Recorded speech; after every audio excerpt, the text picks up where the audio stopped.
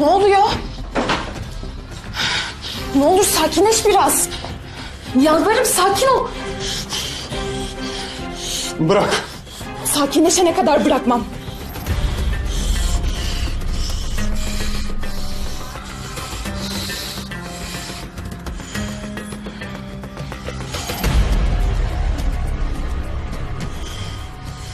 Söyle hadi. Ne oldu? O kadını mı buldun? Belgin mi bir şey dedi?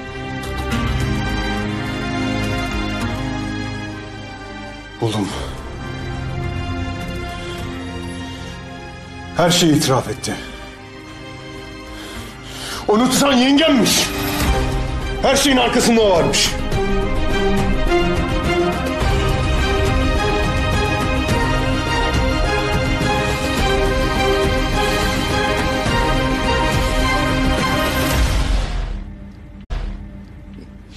İyi ama niye böyle bir şey yapmış ki? Niyesi yok. Başından beri bir hain varmış aramızda. Hemen orada öldürebilirdim onu. Yapacaktım da. Abim gelmeseydi hiç kimse alamazdı onu elimden. Hiç kimse. Ama abim var.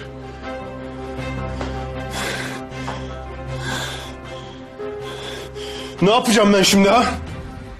Nasıl çıkacağım bu işin içinden?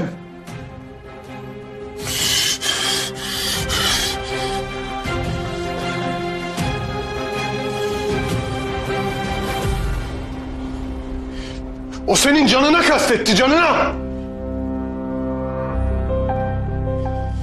Onun yüzünden felç kalıyordun neredeyse.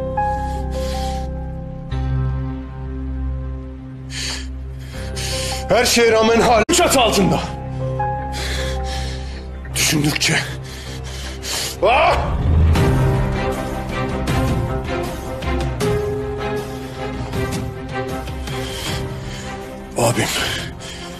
Abim de öğrenmeli. Sakın. Ziya abi öğrenirse mahvolur. Kaldıramaz böyle bir şey.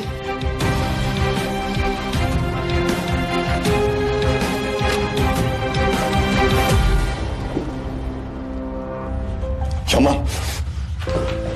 Yaman. Ne oldu içeride öyle? Ha? Ne oldu?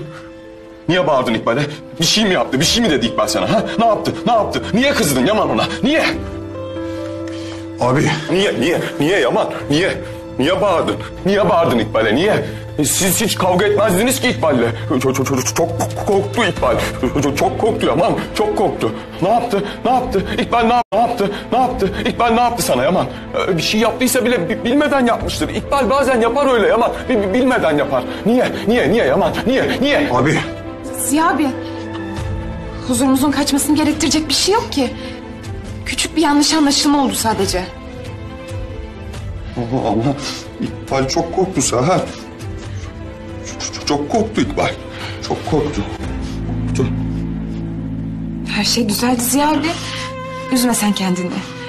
Hem bak, kardeşin de çok pişman olanlar için.